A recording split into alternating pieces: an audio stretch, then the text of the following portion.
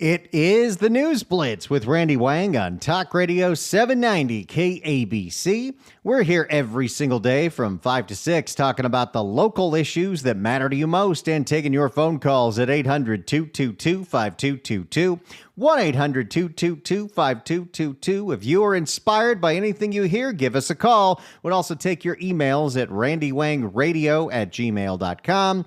You can search for the KABC News Blitz wherever you get your podcasts and get your daily edition of the California Report by subscribing to my Substack. It's free. randywangradio.substack.com. That's randywangradio.substack.com. Let's start with today's California Report. And of course, we have to start with the fact that today was the day that Karen Bass decided to do her State of the City address. Last year, she did it in May. She's doing it now because, well, it's election filing week, and maybe it'll intimidate some people from running for office, like, I don't know, Lindsay Horvath. And I could sit here and I could play you Karen Bass's speech, but most of it you don't need to hear. It's the same tired nonsense you've heard over and over and over again, whether it's the trying to wrap up the fires as some kind of a success story, or it's how, no, the homeless numbers are actually great. Crime is down thanks to our nonviolence interrupters and all that nonsense. But I do want to play you one small moment from the State of the City that I found really interesting because, you know, she's got a whole bunch of different dignitaries and people in the audience to shout out. At one point, she shouts out the Foo Fighters. I'm not totally sure why, but she wanted to shout out somebody who has really done his part to make this city cleaner. And that's the guy that literally is doing it on Instagram for free.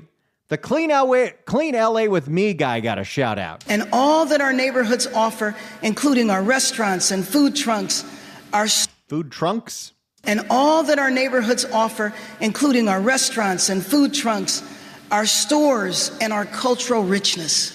And we will be ready because of the people who show up day after day and take care of this city.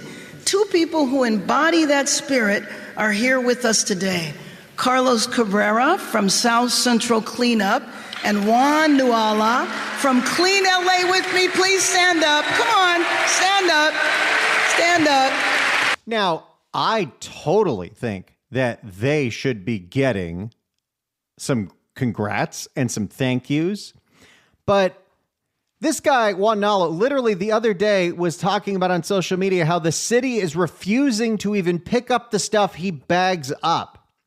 She could talk all she wants about what a great job this guy is doing, and he is doing a great job, but the fact that he has to do his job to begin with is an indictment of the failures of the city. There are plenty of big cities all around the world that do not have the trash and illegal dumping program that we have. And while she gave quick little lip service to there's consequences for illegal dumping, and this is true, we know this from the Sepulveda Basin meet and greet with LAFD and the park rangers. Do you know currently the fine for getting caught illegal dumping is cheaper than the dump fees at the dump? That's how stupid this is. Now, I don't know if you've seen them on social media, but let me just tell you, they are doing an incredible service in our city. And we not only applaud you, we want to support you, but we also want to join you. So, when I was in Europe, and I'll never stop talking about it because it was awesome, but whether it was Dublin, Amsterdam, or Madrid, you did see city employees picking up trash. Why are we not doing that here? So, we've been doing Shine LA every month. Hell, you see that in San Francisco and you don't see it here. So, we've been doing Shine LA every month since last April. And as a matter of fact, we're doing Shine LA is Karen Bass's volunteer program for you to do for free the job that your taxes are supposed to be doing. We're doing Shine LA this coming Saturday, and I'll talk about that in a second. But we want to join you and ask you two to take the lead, and we'll all join what you're doing because to me, you exemplify civic involvement. What they exemplify is locals doing what they can do themselves because the government has failed. And nobody points that out better every day than Clean LA with me. So sure, go ahead and give them a shout out. It doesn't make her look good. Something else that doesn't make Karen Bass look good is the Palisades fire and the fact that for months and months and months, there is supposed to have been a plan, a report released on how to properly put in the infrastructure for a rebuild that makes sure we deal with evacuation routes and power lines and utilities and all this stuff. Apparently, consultants have been working on it for months and months and months. It was promised in November, but then November came by. It was promised in December, but then December came by. It was promised in January, and here we go, it's February, and still no report. Apparently, the bureaucracy is a mess, and it's sitting on the city attorney's desk, but what about this report that maybe have cost millions of dollars due to consultants is so difficult to just get out into the public? Or is this just another grift of a whole bunch of money that went to consultants that didn't help anybody? But let's just say the Palisades residents are not happy about it. And I don't think many of them got a whole lot of reassurance from Karen Bass trying to get a standing ovation for 400 homes being under construction out of the 6,000 that burned down. Now, it's interesting that we're talking about the state of the state because it was the last state of the state in May when Karen Bass announced that she would make sure that for the people that were rebuilding in the Palisades, their permit fees would be waived. And that didn't get mentioned at all during the State of the City address because it never got done. It is still sitting through city council hell. Another thing I found interesting, and again, I'm giving you the recap so you don't have to go listen to this thing. You can look at the link. It's on the very bottom of the California report, but I don't recommend it. You got better things to do. There is a fun little battle of the bands with marching bands from USC and UCLA at the beginning. That was pretty cool. As a marching band alum, I enjoyed that. But Karen Bass kept talking about one of the things we're doing to improve our infrastructure is the installation of solar streetlights. And she said it at least 3 times. But what she never mentioned is why we're moving to solar streetlights, because this city can't do a damn thing about copper wire theft.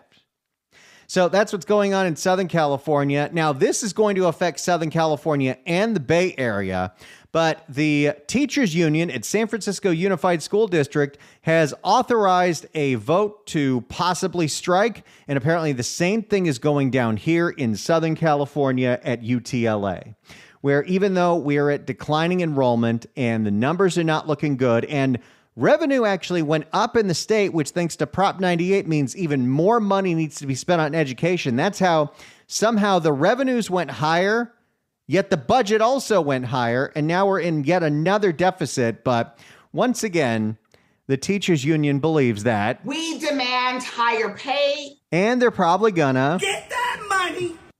And I don't see anyone stopping this, even if the districts are broke, even if there is declining enrollment.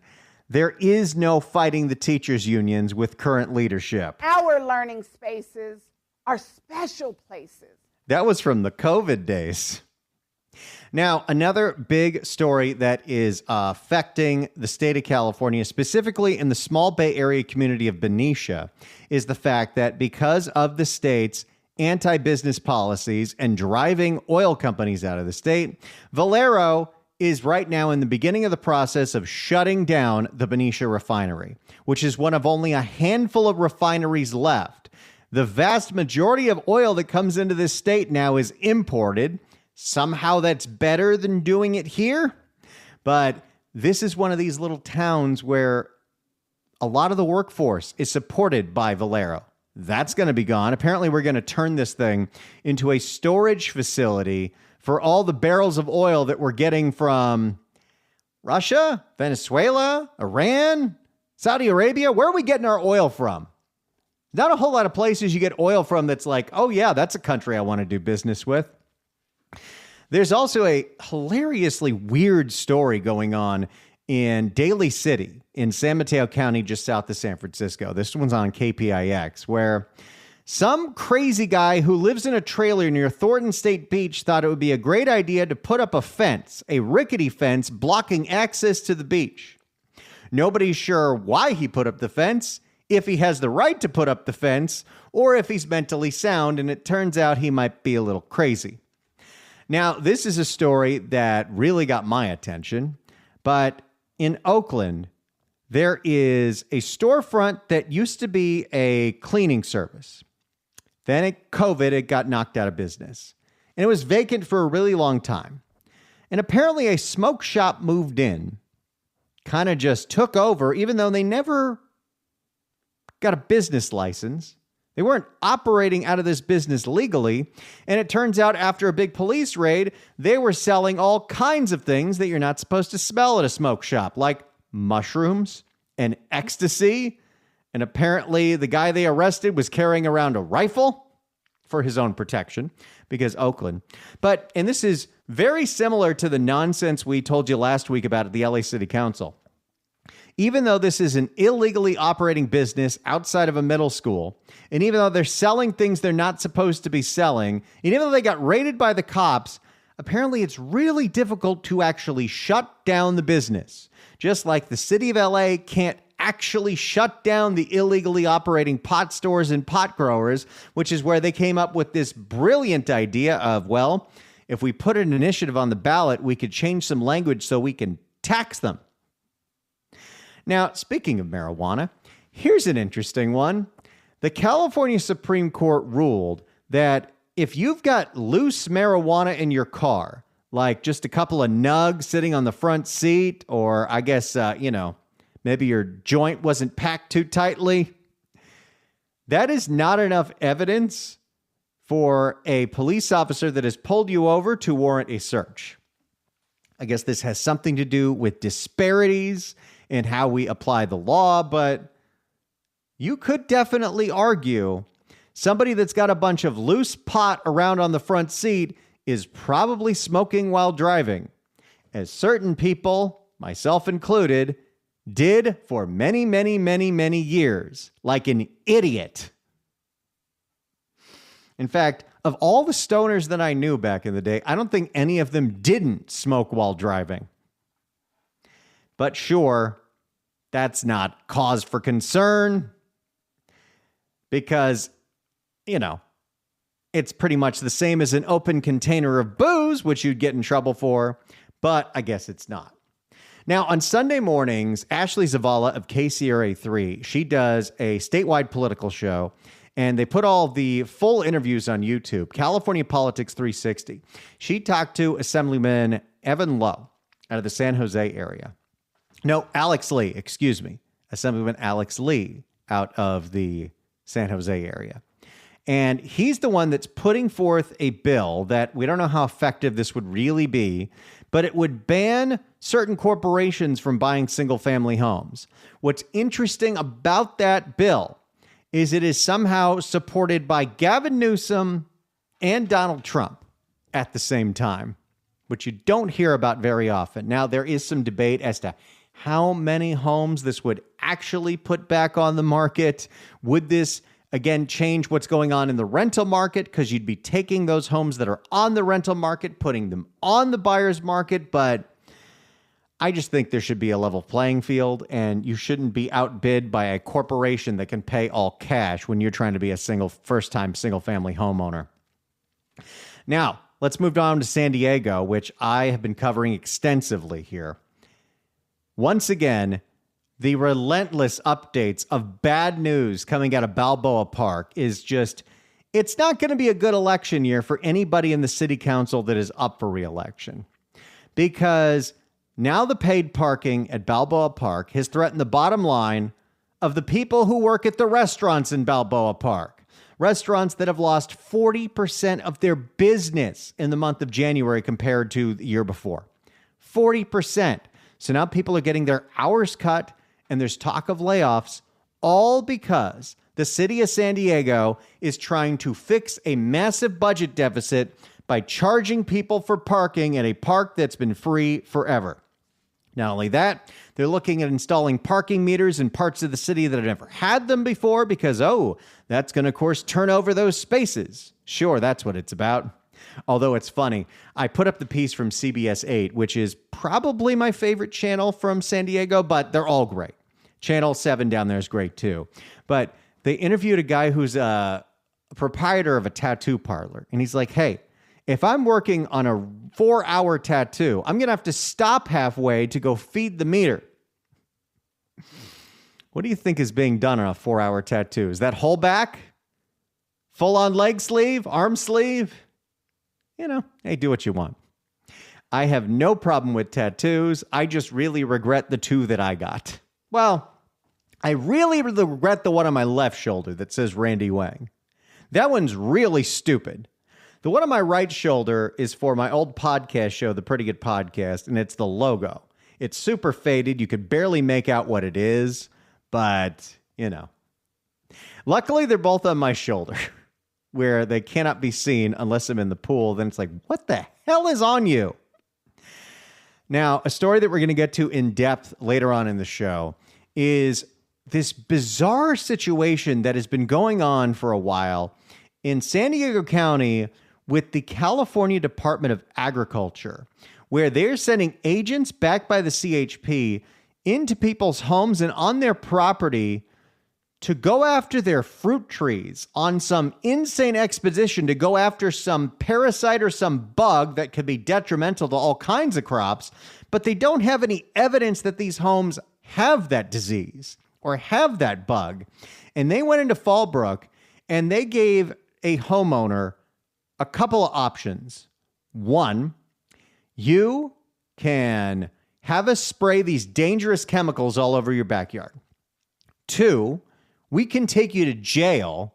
Or 3, you can cut down your fruit trees. What the hell? Also, if you thought that LADWP was the worst, no, you thought SoCal Edison was the worst, don't worry. San Diego Gas and Electric is also the worst, as a renter faces an $8,000 SDG&E bill because the company screwed up the meters when she first moved in and decided, it's on you to correct our mistake. What a nightmare. And in the Central Valley, how about this? Fresno officials have been concerned for quite some time about a whole bunch of squatters living inside an abandoned Carl's Jr. Well, what do you think happens with squatters? Eventually, that Carl's Jr. caught fire. That's what we got going on today in the California Report. There's also a few crime blotter stories that you can check out, including burglary suspects arrested in Woodland Hills, burglaries going on in LA's Mid-Wilshire district, this crazy story in Petaluma where there was a jewelry store robbery and a guy decides that he sees the getaway car is sitting empty, so he jumps into it and then he crashes into the jewelry store to save the people. Oh yeah, we also have arrests at Poway massage parlors, so that's fun. You can check out all of these stories and more, links to every single story that I have covered today by going to randywangradio.substack.com and check out today's edition of the California Report. You can subscribe for free and it'll go right to your inbox when I post it right before noon every day. It's the News Blitz with Randy Wang on KABC. It's the News Blitz with Randy Wang on KABC. And you know what? I got to invite you to this big event we've got coming up this Friday. Johnny and I are going to be broadcasting from noon to 3 live in Long Beach at Gladstone's, and you can come. If you ever wanted to meet, this is a great place to meet. We'll take pictures. We'll have a great time. You can have a drink. I'll be working, but afterwards, who knows? But join us Friday, February 6th from noon to 3 at Gladstone's in Long Beach for our next live broadcast. John Sengmeister is going to hook you up with great food, good vibes, and a fun afternoon by the water. I love the menu at Gladstone's. It's great. We'll also have special guests like our friend Susan Shelley from the Howard Jarvis Taxpayer Association. She'll tell you more about your taxpayer rights and protecting Prop 13. The courts have made it easier for you to raise your taxes. So what do you got to do? Come by and sign the petition to save Prop 13, which you can do right now. SaveProp13.com. Get your friends to download that petition and send it in. Susan needs those signatures by February 17th. SaveProp13.com. Come hang out with us, grab a bite. The food's delicious. Be a part of the broadcast. We'll see you live at Gladstone's from noon to 3 in Long Beach, Friday, February 6th. Now, when we come back, you're going to hear about the California Agriculture Department's war against people with fruit trees. And as somebody that has fruit trees, I'm getting a little worried because these things have been a pain in the ass to keep just growing a couple of fruits. It's Randy Wang here. We'll see you in a little bit. It's the News Blitz with Randy Wang on KABC. It is the News Blitz with Randy Wang on Talk Radio 790 KABC. We're here every single day from 5 to 6 talking about the local issues that matter to you most and taking your phone calls at 800-222-5222, 1-800-222-5222. Your emails at randywangradio@gmail.com. Search for the KABC News Blitz wherever you get your podcasts and subscribe to my Substack where you can get the California Report, a curated list of all of the stories that I cover every single day. You'll have the link to every single YouTube page for every single story that we talk about. Go to randywangradio.substack.com, subscribe for free, and the email goes into your box every day right before noon with today's California Report. Now, if you happen to have fruit trees, boy, do I have a story for you. I have a lemon tree and I have a lime tree and I have a tangelo tree. And the lime tree is struggling. The first year we had it did great. And then there was something wrong with the irrigation. It wasn't getting enough water. And I don't think we killed it, but it didn't grow any fruit this year. Tangelo tree's doing great. But I also have a neighbor that has a massive orange tree, and he just gave us a giant bag of oranges. There's something really nice about fruit trees. You know what I found out when we were putting our fruit trees in? My neighbor next door, who's lived here since this neighborhood was built, is like, this house used to have plum tree, but they got rid of it for some reason. I'm like, wow, that would have been cool. I like plums. I like stone fruit. But imagine this. You've got your fruit trees. It costs you a lot of time and energy to keep them healthy, to figure out what you're going to do with all that fruit. And the state of California knocks on your door and says, we're going to kill all your trees because we think they might be poisoned. That's what happened to Escondido, to a owner of a private nursery. Let's go to NBC 7. A local nursery owner is suing the state of California in federal court. He says a crew of state agricultural employees are in Escondido this week, destroying 32,000 of his plants. That's not very green. Making matters worse, he tells NBC7's Joe Little the state has no intention of reimbursing him for his plants. Wait, so they're gonna destroy all of his plants, which is part of his livelihood, and that's it? This is Evergreen Wholesale in Escondido. They've been in this location for about 20 years. They've been in business for 80 years. And during that time, what's happening right now on their property has never happened before. It's tough. They are destroying our citrus crop. Yes, roughly 25 people from state agriculture are in northern Escondido destroying plants Mark Collins intended to sell. 32,000 plants. You heard right. 32,000 plants. Hey, when the state of California destroys 32,000 plants, do they have to pay for cap and trade? Because couldn't that be counted as pollution? You heard right. 32,000 plants. Yeah, really bad for business. Collins says this has never happened in the 80 years his family has been in the plant growing business. Apparently, inspectors discovered the Asian citrus psyllid bug in some trees 5 miles away, and they carried a devastating disease. But that was 5 miles away. Is there any evidence that this disease is in his trees? Nope. Wong Long Bing is the name of the disease. Collins says those trees that were 5 miles away were discovered 2 years ago. These plants... Okay, so the bureaucracy is so slow that the state of California discovers some kind of plant disease 2 years ago, 5 miles away, and decides, oh, we need to destroy all this guy's plants.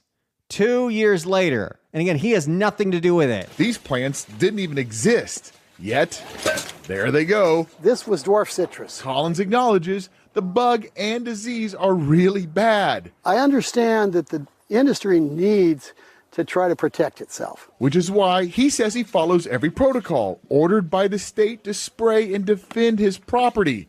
Still, They never found a bug here, ever. Collins says instead of spending money to test for the bug and disease here, the state refused. The state comes in, destroys a bunch of your property, refuses to have any evidence that they had the right to do so. What is this? And chose to simply destroy 32,000 plants. It's heartbreaking for the employees who grew them. They're healthy and nothing's wrong with them. So the only guy who's lost any money in the whole deal so far is me. The state employee in charge out here wouldn't speak with me. I sent multiple questions to Sacramento. I haven't heard back. Collins estimates This guy's going to lose thousands and thousands of dollars. The state has no evidence to back up what they're doing. And shocker, that story was from Thursday. It's still happening. In fact, now state ag employees are going to a family's home in Fallbrook and telling them in their single family home, this isn't even a nursery business, your fruit tree's got to go. Here's NBC7 again. A Fallbrook couple wants answers after they say California state agriculture employees went on their private property and threatened to arrest them because of their fruit trees. The couple contacted NBC7 after watching our story Tuesday about state ag employees destroying a citrus crop in Escondido. What the hell is going on with state ag? As NBC7's Joe Little explains, the couple says the state is violating their Fourth Amendment rights to protect fruit crops from a dangerous bug and disease. Here are our grapefruit trees. these are Phil and Elizabeth Ruprecht's fruit trees. At least they were. They were the most delicious pink grapefruit you ever tasted in your life. Delicious is an interesting way to describe grapefruit. Tart, sure, but delicious? Whatever. Phil cut them down last month, 10 of them. We're fighting a monster. It's pointless. You see, Phil and Elizabeth say state of California agriculture inspectors found one tree infected by the Asian citrus psyllid bug and a disease that kills fruit trees about 250 yards from their property more than a year ago. Once again, there's no evidence that this bug is on their property, and a year later they act. We've been here 9 years. The couple says all of their trees tested clean. Didn't matter. They came home one day to state ag employees on their property. So they came in without even getting permission? That is a violation of the Fourth Amendment. Discovered them in our front yard Did they have a warrant for those trees? Discovered them in our front yard taking pieces off of our tree. I felt invaded. It's our Fourth Amendment going to pot. It's your broad warrant that doesn't have our address on it. Yes. The state. Oh, so they have a warrant that's not really a warrant. The state had a warrant. Phil says they were given a choice: destroy the trees, let the state spray chemicals on the trees, or put me in handcuffs and arrest me. This is who we want to arrest in the state of California. Somebody that has a grapefruit tree. Because that grapefruit tree doesn't have the bug that they say is bad. Phil says California Highway Patrol officers were going to arrest him and his trees would still be destroyed. Guys, really? Come on. This is America. Elizabeth contacted NBC7 after seeing our story from Escondido this week. Yeah, this is why the local news matters, even for small little things like this, because something like this might only be happening to you till you see it on the TV and you realize, oh, wow, they're doing this to a whole lot of people and it makes no sense. It sounds like a bureaucracy gone wild. There's no evidence that any of these bugs are near any of these plants, and the bug that they found was from years ago, not in these houses. They are destroying our citrus crop. A crew of state ag employees destroyed 32,000 of Mark Collins's fruit trees at his Evergreen Wholesale. The state found a few infected trees 5 miles away 2 years ago. Collins understands the bug and its disease have wiped out entire fruit crops, and there's no way to stop them without destroying plants. Phil understands too. I do, but work with us a little. It's a question of where do we draw the line? If they can come for your citrus, what are they going to come for next? The Fallbrook couple could not let the state spray their trees with chemicals. There's a major river right there. All these poisons are running. This state loves to say how environmental they are. Certainly doesn't sound like it. hey, we need to spray some poison that'll run off into the local stream, because of this bug that doesn't exist. Down into that river. Instead, they chose the lesser of all evils. Phil chopped down his 30-year-old trees to prevent chemicals from entering their yard and the river, and to keep him out of jail. Those CHP officers came back last month when the state returned to inspect their property. Just unbelievable overreach from the California Department of Ag. They didn't want to pay for testing. They didn't have any specific evidence. But now this is two different cases, one in Escondido and one in Fallbrook, where they're running amok with all kinds of power to destroy fruit trees in some crusade against something that might not even be there.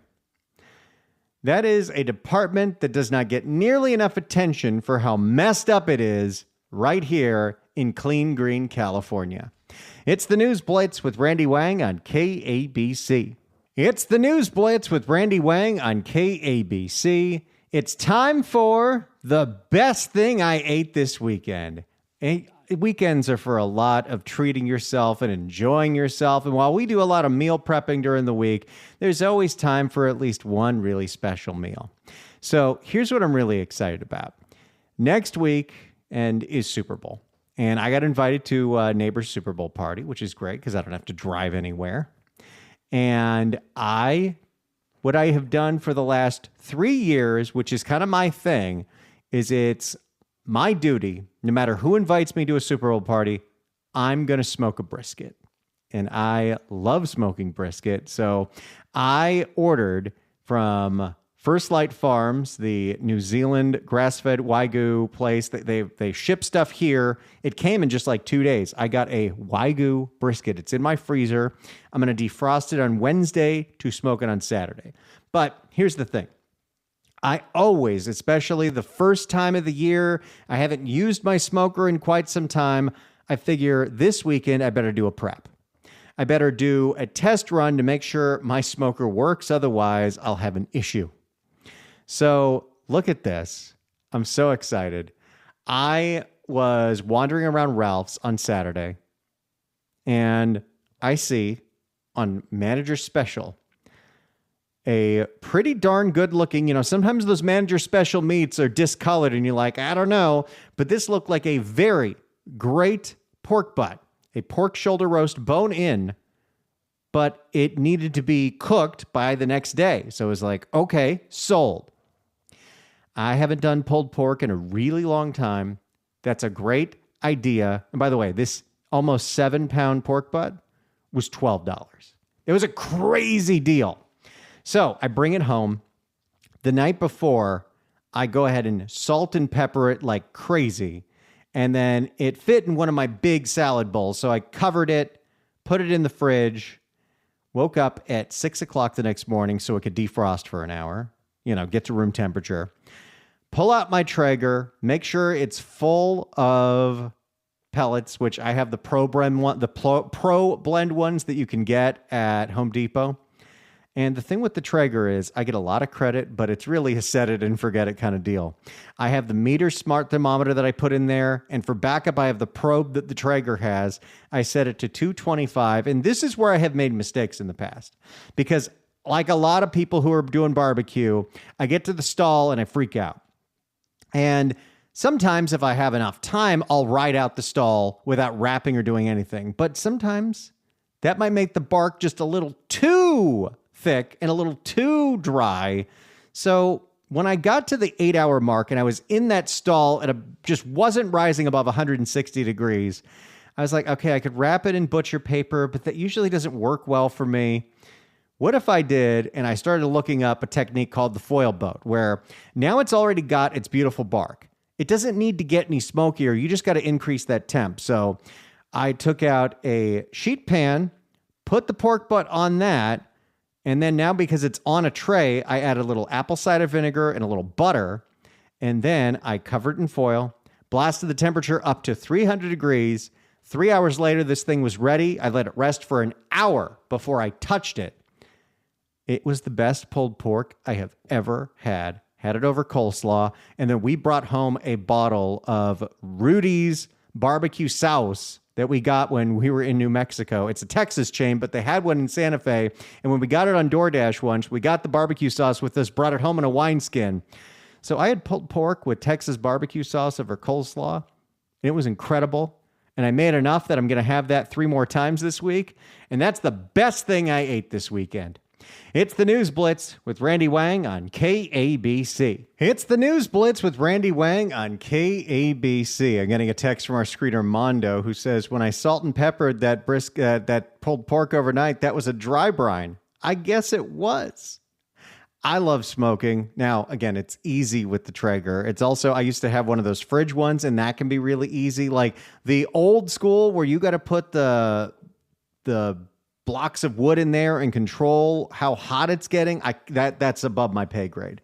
But if you can be patient and follow directions, you could make incredible smoked meat too. And again, when you see a pork roast for $12 and it looks great, like there's nothing wrong with it, you just need to cook it, do the old school thing. Preserve that meat. That's what I did. And it's delicious. And now I'm confident in my Traeger skills. I'm going to smoke that pork butt, that brisket on Saturday. It's a 9-pounder, so I'm probably going to do it overnight to make sure it's ready for 2:30 on Sunday afternoon. But I am excited.